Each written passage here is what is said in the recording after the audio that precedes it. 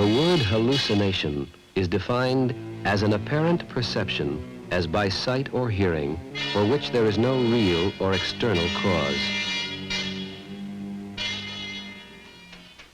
From this word is derived the name given to a special group of drugs, the hallucinogens. I don't usually see something that's an actual real thing that I could describe as, you know. Sometimes, one time I saw a lot of faces. Just all these faces appeared in front of me. And they were children's faces and oriental faces and old faces and just all kinds of different faces in front of me. And one time I looked in the mirror and I saw just my face just went through all these changes of different emotions and ages, and you know, I could feel all of the things that I saw. Among these drugs, the hallucinogens, are included mescaline, a chemical taken from the peyote cactus, psilocybin, extracted from a variety of Mexican mushroom, DMT, synthesized from the compound tryptamine, and of course, LSD-25, a derivative of lysergic acid and currently the best known of the hallucinogens. From the very beginnings of unrecorded time, men have reached for substances in the world around them that would alter, extend, and materially change their perception of reality.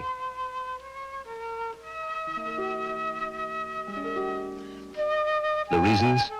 Loneliness and fear, boredom and a desire for the new and the unknown, exploration and experimentation. The reasons? As varied and as many as the grains of sand on a beach. I started taking it in 1965 because I was curious about it. I had several friends who had taken it, and they told me that they had, you know, very good experiences with it, and I was just curious. Well, I was curious what I read and what I've heard, and if it could help. I was just looking for something. Sort of because I had heard it makes you not only closer with yourself, but with everybody, this sort of love, peace type thing. And I really wanted to find out if this was true. It was a kick, it was a thrill. You know, when I first started taking it, it was to explore myself. Well, I found I could only go so far before I just ran dead up against myself and I couldn't go any farther. And then after that, I just started taking it for kicks, you know, just to do something. Some have used these drugs to journey into the uncharted tunnels of the mind in search of medical and scientific truth. Others look behind the curtain just for kicks.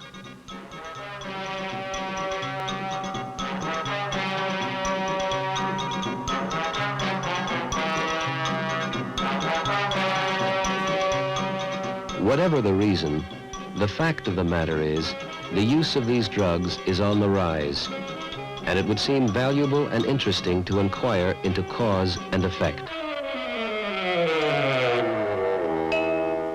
Since LSD is the hallucinogen drug currently most popular and in greatest demand, we will center our attention here, and later draw broad conclusions concerning all of the mind-bending drugs.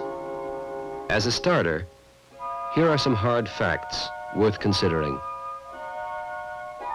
LSD is incredibly powerful.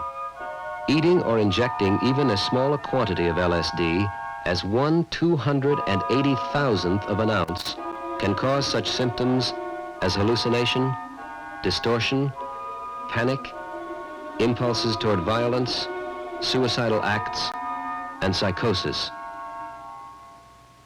Today, we know quite a bit about what it does, but very little about how it does it. Scientific studies have shown that the physical effects of LSD include an increase in blood pressure, heart rate, and blood sugar. These physiological changes are often accompanied by nausea, chills, flushes, irregular breathing, trembling, and sweating. Recent research on animals has shown that LSD may cause cell damage and lead to serious abnormalities and malformations in the offspring. In one study, 4 or 5 pregnant animals were given a single injection of LSD. The results showed early abortion, stillborn, and underdeveloped offspring. In the culture of human blood cells, it was found that LSD damaged the chromosomes in the white cells. In addition to these physical symptoms, there is clear evidence of serious psychological and emotional disturbances resulting from even a single use of LSD.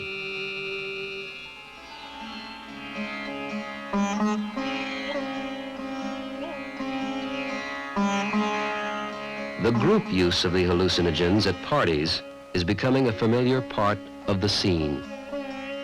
An atmosphere is created, and mass use of the drug becomes the central factor in the lives of many young men and women.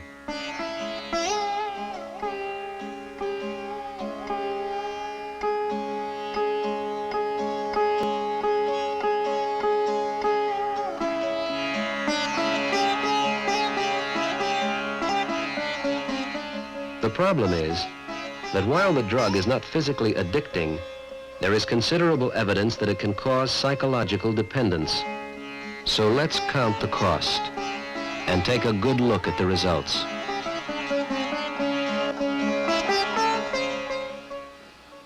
I remember once I wasn't using LSD, it was peyote, which is reasonably similar. And I was in bed with a young lady, and I turned and I looked at her face, and her face distorted into sort of a flesh-dripping monster face. You know, features became drawn and like jowls hung, and she grew fangs. And I quickly turned my head away, and I told myself this couldn't be so. And for about an hour, I wouldn't look at her face again. It was really frightening. I could see all around me, no matter which way I was facing. It was just real frightening. I went into this survival land, and I was afraid everyone was going to go there, and that things were never going to be the same, and that everyone was going to become real vicious and hateful, and just climb on top of each other to get what they wanted. And I never thought the world was going to be any different than that. A lot of times everything vibrates. I look at chairs, and I can see the waves in them, and it's pulsating, vibrating. And this, everything turns into vibrations. It's like everything is falling apart. My eyes are an electronic microscope, and I can see all the atoms in everything. Everything pulsates. I took the acid around 2 in the morning and started reading this book. And there are sections in it that give instructions to a person who is dead. And they tell him to do certain things and hang on to certain things and let go of other certain things, allowing the experience to happen to you naturally. And in the course of that, I got very confused as to whether I was alive or whether I was dead. I mean, it was really very, very far out to just not know whether I was alive or dead. And so if I'm dead, what is happening? What's been happening with my life if I've been dead all this time? You know, what is the truth behind all of this? All the results are not yet in. The evidence is inconclusive. The only thing we know for sure is that we just don't know enough. In carefully controlled experiments, interesting results have been reported on the therapeutic use of LSD with the mentally ill, the drug addict, the terminal cancer patient. And in the VA hospital in Topeka, Kansas, a special research program for alcoholics. Well, this program was started in January of this year, where we began treating 5 patients for 26 days. We bring them in on one Monday, and they spend 1 week of getting acquainted, having all the tests and examinations done to keep them busy for the whole week, day and night practically. The second Monday, we give them a small dose of LSD in the 5-man ward together. This is to help the group pull together and in their group experience during this 26 days to also get some good from this. Then the third Monday, we give them a larger dose individually and have each one of them cared for by one of these teams who have associated with them, and they give them their complete support. And this is where we aim for the so-called psychedelic experience. It seems to work pretty well. Of course, it takes time to work through. Also, in this program, we bring these men back every 4 months for 3 days, and this follow-up is quite important. Some of the things that are outstanding is I know I kept fighting the religious music. I didn't know why then, but Dr. Coran kept urging me to find out why I was fighting this. And I remember I was just literally scared to death. The thing that affected me as far as the first patient is concerned was the openness which he talked with me. The quality also seemed to be more realistic than he has shown before. These qualities in my head, the good qualities, of course, virtue, love, trust. Then I seen the other ones, hate, anger, distrust.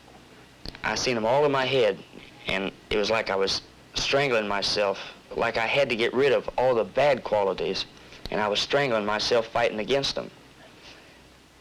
And especially the looking at the two sides in his head in this process, these things were thought about rather deeply, and the thing that makes the difference here is the emotion that goes along with them. And I just reached up, and it was like somebody grabbed me and brought me up. Mm-hmm. And I interpret this as, for the first time in my life, I wanted love. And I think this is the thing that was probably my biggest problem, is that I thought everybody was forcing it on me and I wasn't going to let them. Yeah. But it's not a question I of think forcing, from it's a question hearing of this man report his experience that feeling right now. there definitely is a change as of now. As far as prognosis is concerned, time. There are currently over 50 research projects in progress under the auspices of the Food and Drug Administration and the National Institute of Mental Health, all part of our continuing search to discover more about the hallucinogens.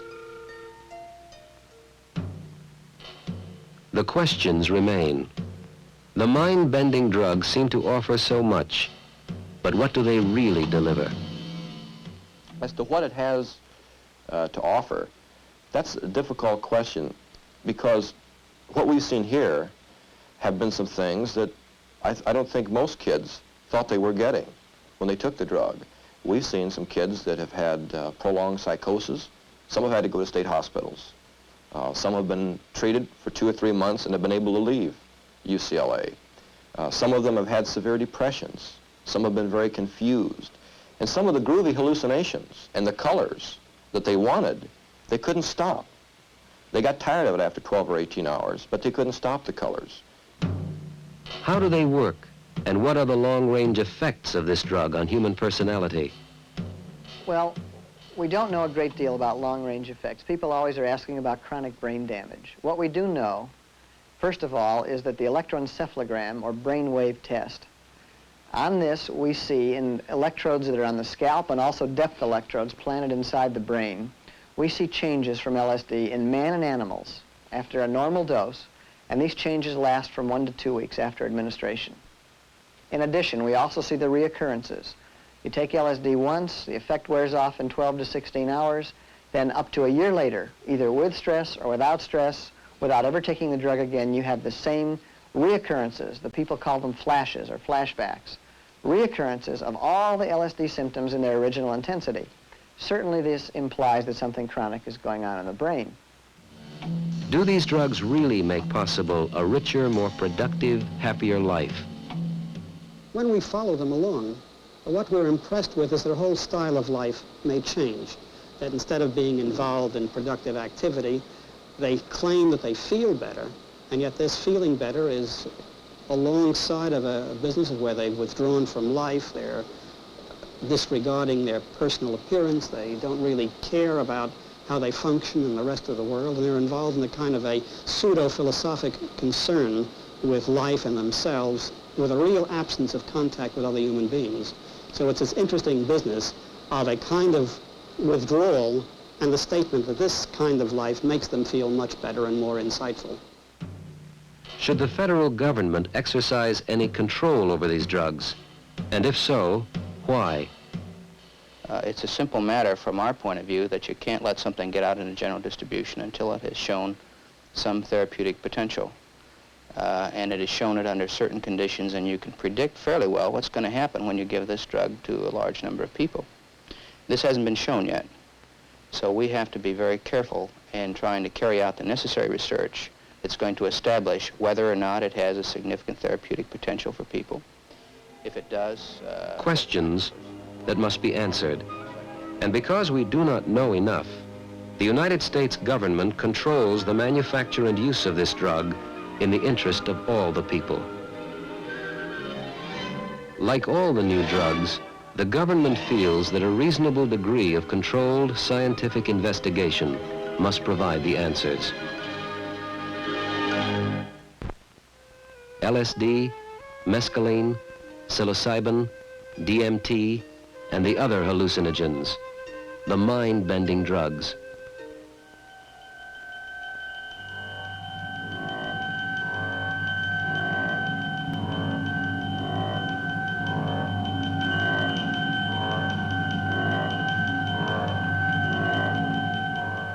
Do they extend the range of the human mind, or do they simply offer an easy escape from the demands of this world and time?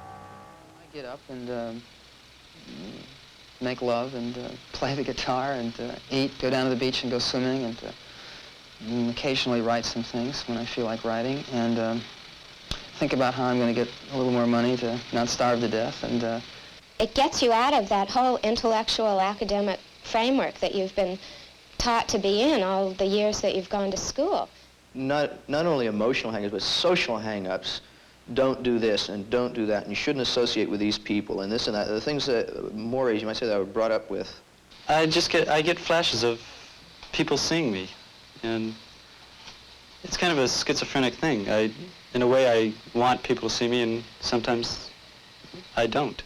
I'd get up and I'd feel like someone had a rawhide band around my forehead, and it was just such a pressure that by afternoon I'd be crying. So every morning I'd wake up with this pressure, and every afternoon I'd cry.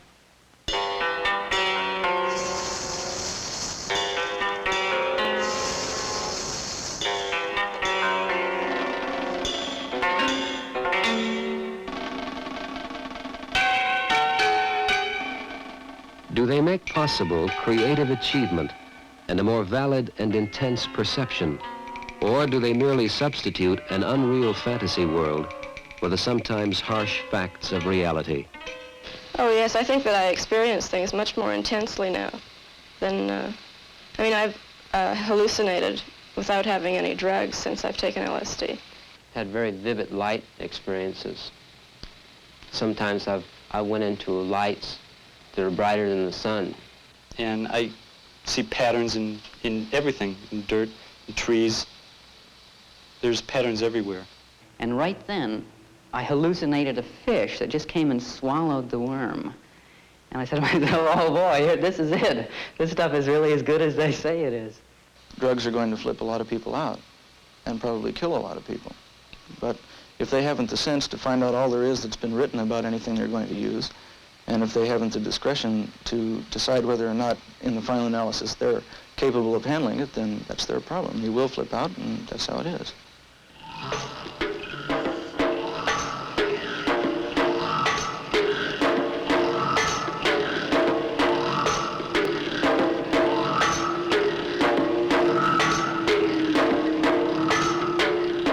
Can they truly broaden and increase the life experience? Or do they rather contract the user's world until it centers totally and wholly around the drug? Yeah, I was looking for a lot of things because I was really strung out at that time on not finding anything in life that was too interesting.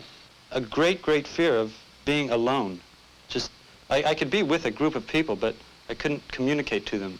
Well, what can scare you is that all structure can break down. Everything can become one.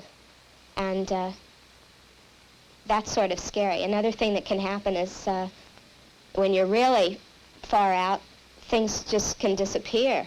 Because as you suggested, I'm one, allergic to it, and two, I don't like to even entertain the notion that that sort of flip out may occur again.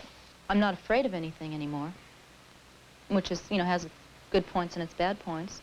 I'm especially, not afraid to die. I became suicidal for a while, and every now and then go back to there.